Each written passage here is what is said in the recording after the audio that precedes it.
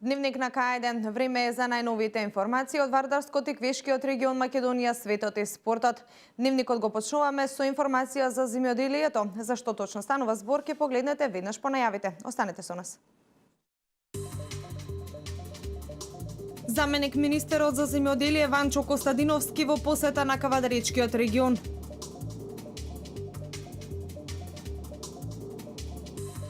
Раст и развој на бизнисот на локално и регионално ниво.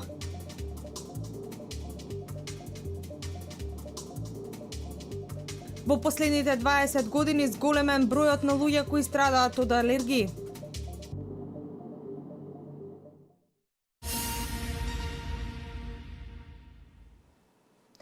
Заменик министерот за земјоделие Ванчо Костадиновски денеска беше во посета на Кавадаричкиот регион, каде што заедно со комисиите изврши увид и проценка од настанатата штета на лозовите насади од ниските температури, кои изминатиот период ја зафатија целата држава.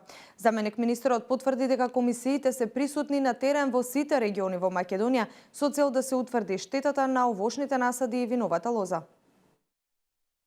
Некарактеристичните временски услови за овој период од годината предизвикаа огромни штети врз овошните и лозовите насади. Мразот пред време го обра родот на лозарите. Комисии и стручни лица од областа на земјоделието формирани од Министерството за земјоделство денеска направија итни и првични анализи и проценки на настанатата штета од мразот. Истовремено заменик министерот Ванчо Костадиновски потврди дека комисиите се присутни на терен во сите региони во Македонија со цел да се утврди штетата на овошните насади и виновата лоза. На база на тие проценки ќе се направи методологија по која што ќе се вршат, по која што ќе се врши проценката за штетите и по која што ќе постапува комисијата за утврдувањето на штетите предизвикани од мразот. Сакам да упатам еден апел до сите земјоделци и овој пат ќе помогнеме како влада и како министерство во надминувањето на проблемите предизвикани од оваа штета. На територијата во општините Кавадарци и Росоман се простираат повеќе од 8.000 хектари лозови насади и затоа неопходно беше формирање на 4 комисии кои се веќе на терен да ја согледаат првичната состојба, истакна раководителот на подрачната единица на Министерството за земјоделие Зоран Шалев. Првичните проценки се дека штетите во делот на лозарството и во овощарството доста големи.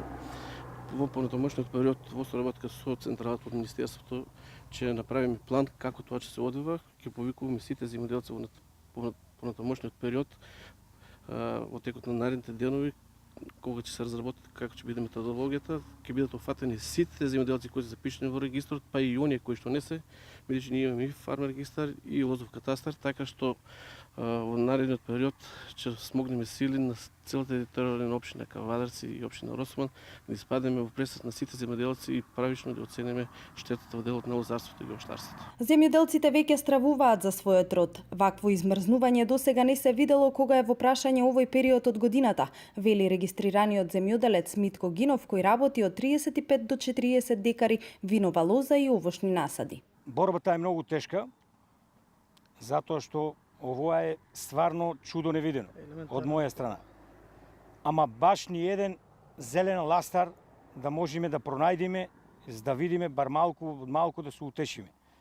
Ептен ми е тешко, ми не знам друго што да кажам, бараме помош од институциите да видиме докаде и како можеме да го решиме овој проблем. Ова е втор бран на измрзнување на виновата лоза. Од 30 до 100% имаше измрзнување на лозијата, кога температурите достигнаа до минус 22 степени Целзиусови.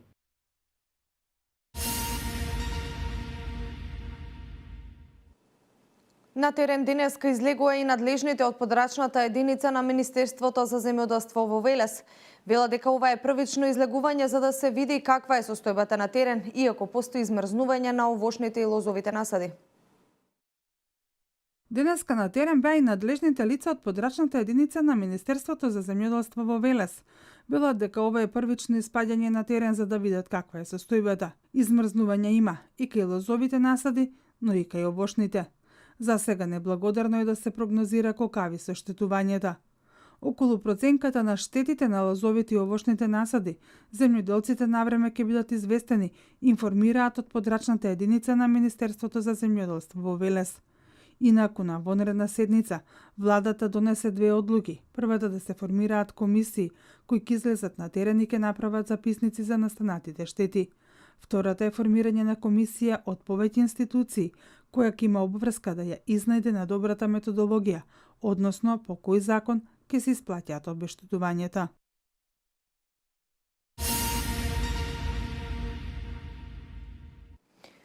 Развој на бизнисот преку нови фактори на микро и мали предпријатија, вмрежување со други компании, пласирање во економската сфера меѓу македонските компании се целите на проектот на УСАИД за микро и мали предпријатија, кофинансиран од владата на Швајцарија, кој беше започнат да се реализира од јули 2011 година, а истиот изнесува повеќе од 3 милиони долари.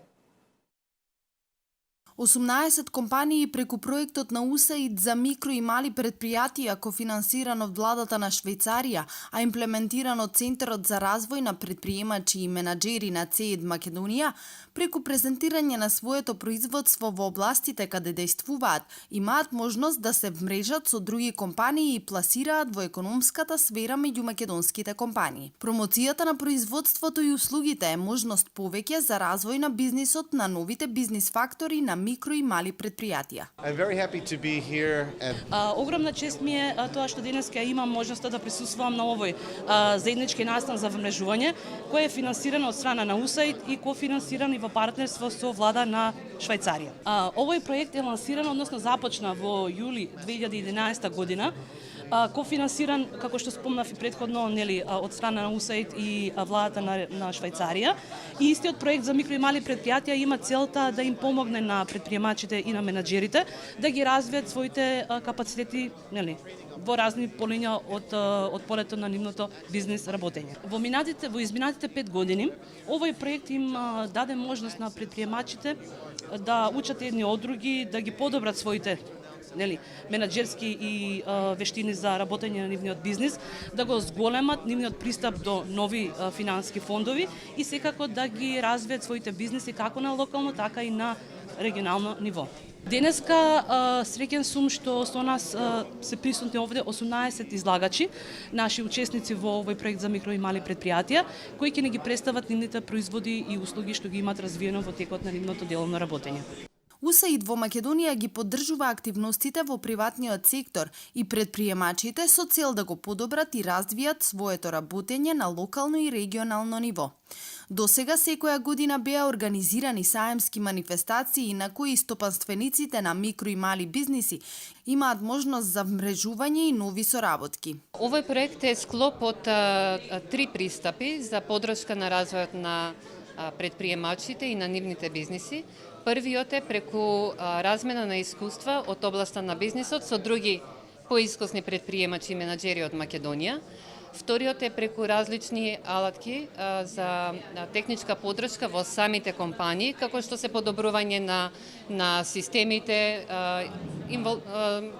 внесување на стандарди, нови технологии и така натаму. И третиот аспект од овој проект е финансиска помош. Овој проект започна да се реализира во јули 2011 година. Истиот изнесува повеќе од 3 милиони долари, а се имплементира во 8 региони во Македонија.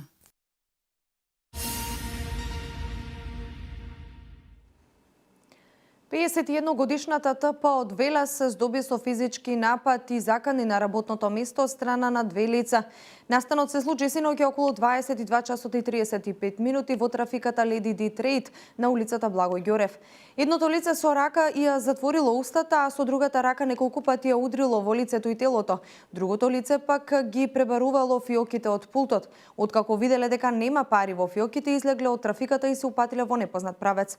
Увид на лице место извршила увидна екипа на СВР Велес. Се превземаат мерки за пронаоѓање на сторителите и целосно расчистување на случајот.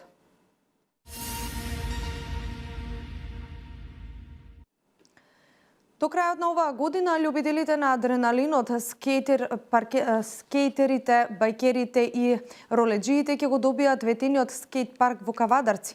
Веќе е позната локацијата каде ќе се гради, а тоа е во рамки на спортскиот центар Јасмин, на една од перифериите на фудбалското игралиште. Мартина Митков со деталите. Во текот на оваа година се очекува реализација на проектот кој Агенцијата за млади и спорт го промовираше минатата година за изградба на скејт паркови низ државата. Кавадарци е еден од градовите каде што треба да биде изграден ваков парк. Градоначалникот Александар Панов изјави дека веќе е определена локацијата каде ќе се гради скејт паркот. Мислам дека за оваа локација веќе дадовме предлог, ќе биде во склоп на фудбалското игралиште кој што е во склоп на спортската сала Јасмин, на една од перифериите на оваа фудбалско игралиште. Сите параметри се од наша страна веќе пратени, не само тоа, че имаме и уште едно мултинаменско игралиште во градот, кој што ќе го финансираат Агенцијата за млади и спорт, и неколку фудбалски, односно кошаркарски игралишта кои што ќе бидат распоредени на позиции кои што ние ќе ги определиме и за кои што нели ќе обезбедиме услови како локална самоуправа. Работата околу дозволите не е така брза, бидејќи неопходни се интервенции во постоечките урбанистички планови. Панов очекува до крајот на оваа година овој проект да се имплементира. Имено ова е одамнешна идеја на љубителите на адреналинот, скејтерите, бајкерите и ролерџиите да добијат свое катче за рекреација, каде ќе се забавуваат, спортуваат и тренираат. Истовремено, овој парк ќе се користи и за други манифестации или спортски случувања.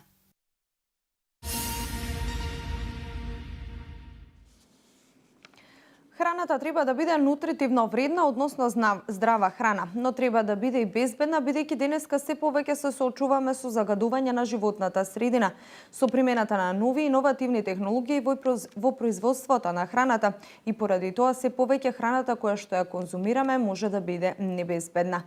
Советникот за здрави навики Јосиф Дамјанов препорачува здравата исхрана да се конзумира во текот на целата година.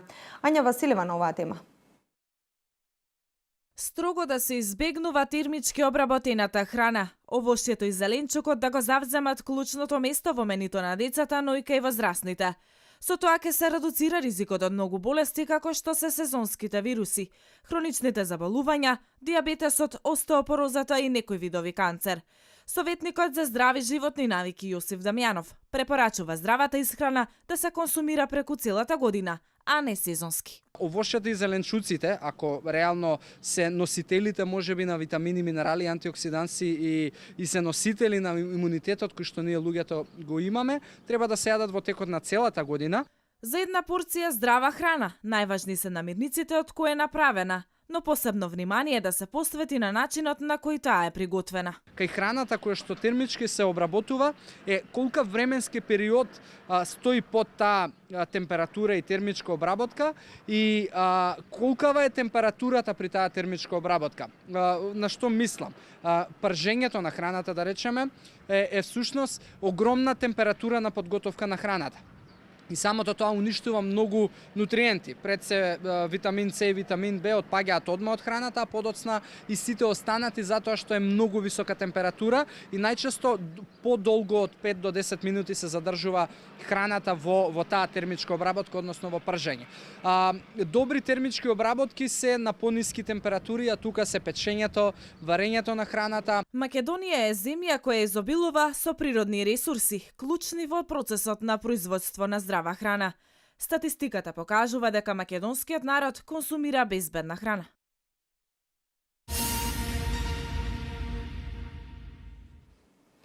Се повеќе се зголемува бројот на луѓе кои имаат проблем со алергиите. Светската здравствена организација ги прогласи алергиите во 5 болести кои што завземаат епидемиски размери. Според доктор Благица Манчева, специјалист педијатар, бројките се страотни. Таа смета дека доколку продолжи во оваа прогресија, за 10 години секој втор жител на земјава ќе има некаков вид на алергиска манифестација. Во последните 20 години зголемен е бројот на луѓе кои страдаат од алергии. Следствено на тоа, Светската здравствена организација ги прогласи алергиите во 5 болести кои што заземаат епидемиски размери. Од 4 до 6% од децата имаат алергија на храна. Повеќе од 300 милиони луѓе боледуваат од астма. 7 пати е зголемен бројот на деца и возрастни со алергија на горните дишни патишта во последните 2 децении. Така да страотни се овие бројки и се рачуна да ако оди со ваква прогресија за 10 години, секој втор член на земјина, секој втор жител на земјината топка ќе има некаков вид на алергиска манифестација. Ова се должи на бројните фактори, од кои на прво место променетиот начин на живот и исхрана, индустрискиот развој и зголемената аерозагаденост. Предизвикувачите на алергија се бројни, меѓу кои одредени партици од аерозагадувањето, домашната средина, миленичињата, мувлата, чадото, цигари, вели доктор Манчева. Алерген може да биде и храната и бројни продукти од храната. Најчесто окривено е млекото и најчеста е алергијата на протеините од кравско млеко, тука се јајцата, тука се сојата, тука се јаткастите производи, морските плодови и безброј други алергени. Покренатата реакција во човековиот организам, која нема навремено да биде препознаена, може да доведе до сериозни хронични промени. Се препорачува навремено препознавање и соодветно лекување на алергијата.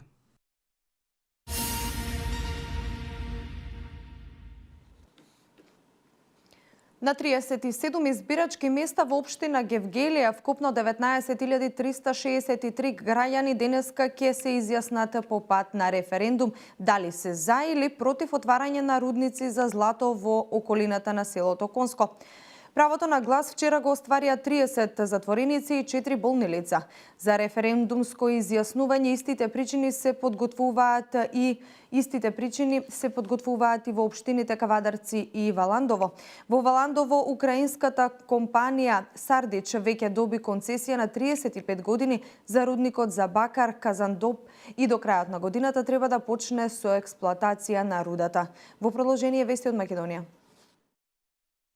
Нови 72 милиони евра за ефтини кредити за малите и средни предпријатија преку Европската банка за обнова и развој, најави министерот за финансии Кирил Миновски, кој учествува на пролетните средби на Меѓународниот монетарен фонд и Светската банка во Вашингтон. Станува збор за програма на Европската банка за развој и обнова, која се однесува на поддршката на земјите од Западен Балкан во вкупен износ од 360 милиони евра, од кои Македонија има право на користење на 20% од фондот. Ефтините кредити за малите и средни предпријатија ќе се нудат во домашна валута преку комерцијалните банки, директно преку ЕБОР или со кофинансирање 50-50% ЕБОР со банките. Каматната стапка е повластена од 4 до 5%. За средствата од оваа програма ЕБОР не бара договор за заем или државна гаранција. Ефтини кредити за малите и средни предпријатија во Македонија беа пласирани преку кредитната линија на ЕИБ во износ од 350 милиони евра.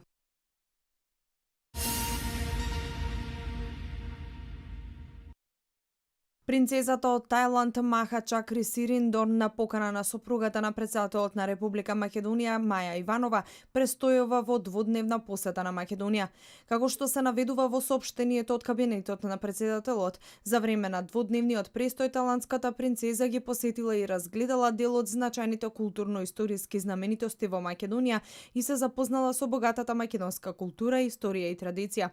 На средбата принцезата Маха Чакри и сопругата на претседателот Маја Иванова размениле мислења и идеи за соработка во областите и активностите кои споделуваат заеднички вредности во агендите на двете дами. Тајландската принцеза изразила благодарност за гостопримството во Македонија, како и подготвеност за иницирање на натамошни заеднички активности преку размена на искуства и знаења. Во рамки на посетата, тајландската принцеза доби награда за животно дело од страна на фондацијата Алијанса на цивилизациите Скопје.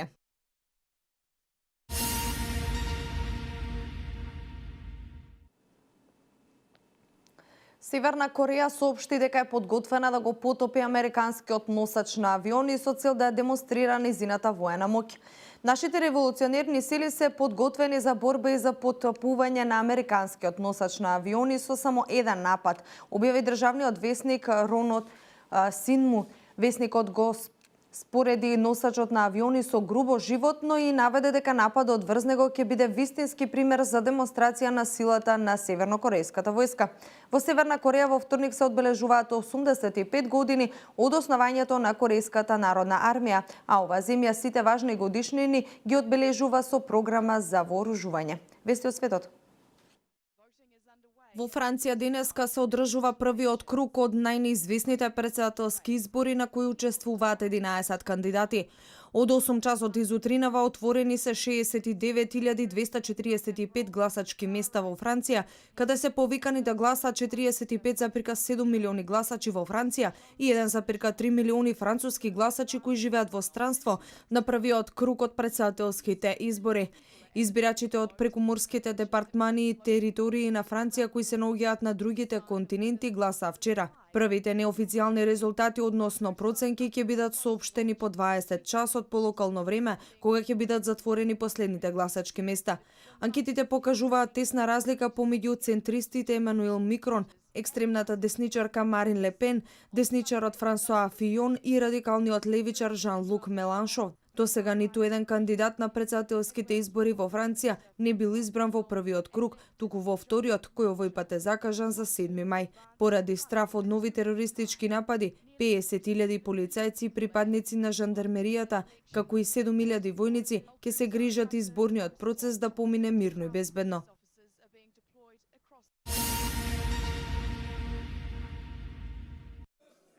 Рамуш Харадинај, некогашниот командант на Ослободителната војска на Косово, можно е да биде единствениот кандидат на опозицијата за премиер на евентуалните вонредни парламентарни избори во Косово, објавија косовските медиуми. Харадинај, лидерот на Алијансата за иднина на Косово, во Колмар ја очекува одлуката на францускиот суд за тоа дали ќе биде ослободен и ќе се врати во Приштина или ќе биде екстрадиран во Србија. Одлуката треба да биде донесена на 27 април. Србија го обвини Харадинај за извршување на воени злосторства. Според Лимај, следните 2 недели се клучни за тоа дали во Косово ќе бидат одржани вонредни избори. Косовските медиуми јавија дека иницијатива за Косово, наводно уште од утре, ќе започне со собирање на потписи за изгласување на недоверба за косовската влада.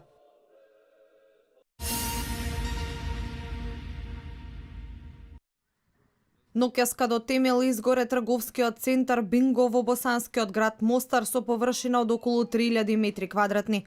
Според првите проценки штетите се неколку милиони евра. Пожарот избувна синоќа околу 20 часот по локално време во складишните простории и потоа се проширил во целата зграда.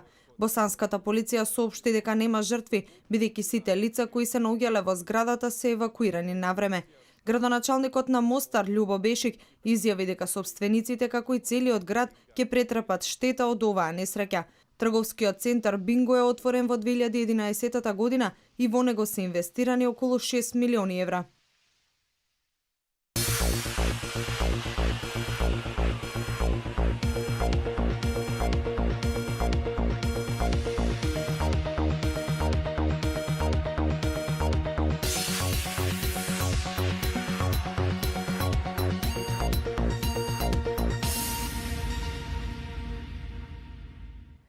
Променливо облачно време со сончеви периоди во текот на целиот ден. Во попладневните часови во северните делови имаме краткотраен слаб дожд, а на планините слаб снег.